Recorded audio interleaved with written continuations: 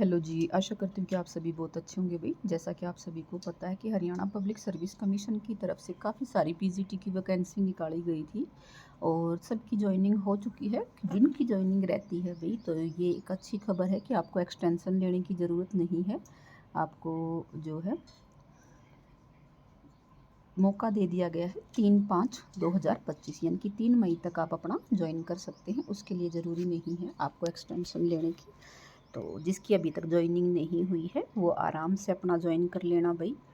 3 तारीख तक का टाइम दे दिया गया है। ये देखो, ये सारा दिया हुआ है, ठीक है। वेरियस सब्जेक्ट अपॉइंटेड, ठीक है।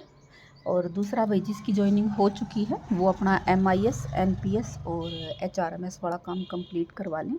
जो NPS का काम है वो आपके स्कूल से ही करवाना है। जो क्लर्क हैं आपके स्कूल में, आप उनको बोलें या तो आप ऑनलाइन फॉर्म भर लें। लेकिन मैं आपको एक चीज़ बोलूँगी भाई, NPS का फॉर्म आप ऑनलाइन भरने की बजाय आप ऑफलाइन भरें।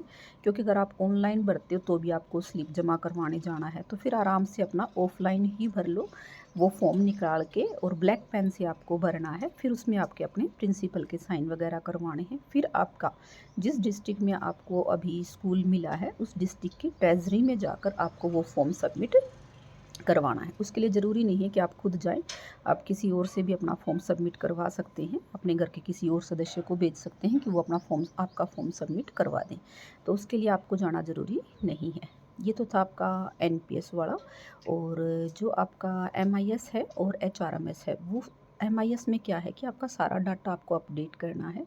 तो वो आप अपने क्लर्क से करवा लें भाई। नॉमिनी वगैरह जो भी आपको उसमें बनाने हैं, और अपना अकाउंट आप अपना खुलवा लें। उसमें अपना चेक वगैरह जो आपका लगेगा। NPS का जो फॉर्म है वो आपका अकाउंट खुलने के बाद ही भरा जाएगा, क्योंकि उसके साथ आपको चेक लगाना होता है। इसलिए अपना उसके साथ जो जो डॉक्यूमेंट्स आपको, आधार कार्ड जो बोले गए हैं वो सारे, पैन कार्ड, आधार कार्ड। तो जिसने पैन कार्ड नहीं बनवा रखा है वो भी अपना पैन कार्ड बनवा ले भाई। तो सारे डॉक्यूमेंट्स कंप्लीट करके फिर आपको अपना NPS जो है वो जमा करवाना है। इसके साथ ही MIS का काम और HRMS का काम, ये एक ही दिन का काम है। MIS में अगर आप बोल लेंगे ना प्रिंसिपल उसको, DO, तो वहाँ एक बार हो सकता है आपको बुला भी लिया जाए। लेकिन कई बार बुलाया नहीं जाता क्योंकि डॉक्यूमेंट वेरिफिकेशन आपकी पहले हो चुकी है। तो वेरीफाई आप का जो DO से हो जाएगा, उसके बाद आपका MIS पर भी काम कंप्लीट हो जाएगा। तीसरा जो है, जिनकी जो प्रोमिला वाला केस है, तो प्रोमिला वाले केस के लिए बच्चे बहुत ज़्यादा परेशान हैं कि क्या करें, क्या हमारा दोबारा से पेपर होगा या कुछ होगा। तो मैथ वालों का देखो भाई, हो सकता है जो मैथ सब्जेक्ट के हैं उनका चांस है कि हो सकता है कि दोबारा से एग्ज़ाम ले लिया जाए। लेकिन अदर सब्जेक्ट में अभी ऐसा कुछ भी नहीं है, ना ही HPSC की भर्ती में, ना ही HSSC की भर्ती में। तो ज़्यादा घबराने की आपको ज़रूरत नहीं है। अपनी आराम से अपनी नौकरी करें भाई। हाँ, मैथ वालों का ये है कि अगर आप लोग मिलकर कुछ प्रयास करते हैं तो इसका सॉल्यूशन निकल सकता है। लेकिन उसके लिए आपको ना, जितने बच्चे आप लगे हैं सबको आपको प्रयास करना पड़ेगा। जो मैथ की 2023 की भर्ती है, 24 की भर्ती की बात नहीं कर रही हूँ भाई, ठीक है। तो 2023 की भर्ती है। प्रोमिला का केस जो है वो 2023 वाली भर्ती पर हुआ था। तो अच्छे से आप अपना इसके रिगार्डिंग सभी मिलकर प्रयास करें। और जो इकोनॉमिक्स का इंटरव्यू है वो आपका हो सकता है कि या तो अप्रैल के लास्ट में या मई के फर्स्ट वीक में आप लोगों का इंटरव्यू हो जाए भाई। इसलिए लगातार अपनी तैयारी करते रहें। और जो इंग्लिश के कैंडिडेट हैं वो काफ़ी एक ही चीज़ पूछ रहे हैं, मैम प्लीज़ बताएं क्या हमें CET की तैयारी करनी चाहिए या हमें PGT की तैयारी करनी चाहिए। तो मैं तो एक सलाह दूंगी भाई कि आप अपने PGT की तैयारी करें, क्योंकि CET में बहुत ज़्यादा कंपटीशन है और बहुत ज़्यादा आपको पढ़ना पड़ेगा।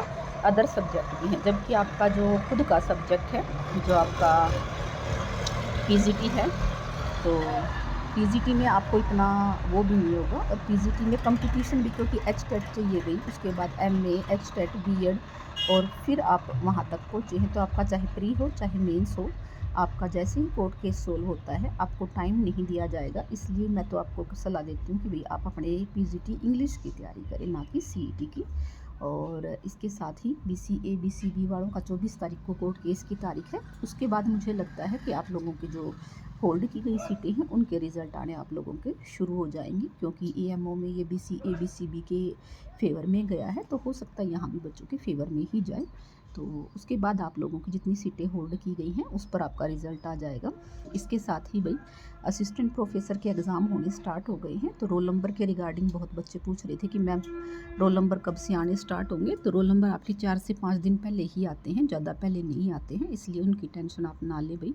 अपना जो तैयारी है उस पर फोकस करें। प्री के लिए ज़्यादा से ज़्यादा टेस्ट लगाएं, मेंस के लिए रिटन प्रैक्टिस पर आप फोकस करें। और एक बार है ना पूरा, वो सबसे बड़ी चीज़ क्या है कि आपको है ना जो इंस्ट्रक्शंस हैं वो अच्छे से पढ़नी है। और आपको सर्कल प्री के पेपर में एक भी सर्कल खाली नहीं छोड़ना है। अगर आप नहीं अटैम्प्ट कर रहे हैं तो आपको ई ऑप्शन भरना है। अगर आपने 10 सर्कल छोड़ दिए तो आपका पेपर कैंसिल हो जाएगा। इन छोटी छोटी चीज़ों का बहुत ध्यान रखना है। अपने रोल नंबर को आप बहुत अच्छे से देख कर भरे भी, वो गलती आप लोगों को नहीं करनी है। इसके साथ साथ पीजीटी की बहुत सारी वैकेंसी आएंगी, तो लगातार अपनी पीजीटी की तैयारी करते रहे भाई। मेरी तरफ से आप सभी को ऑल द बेस्ट।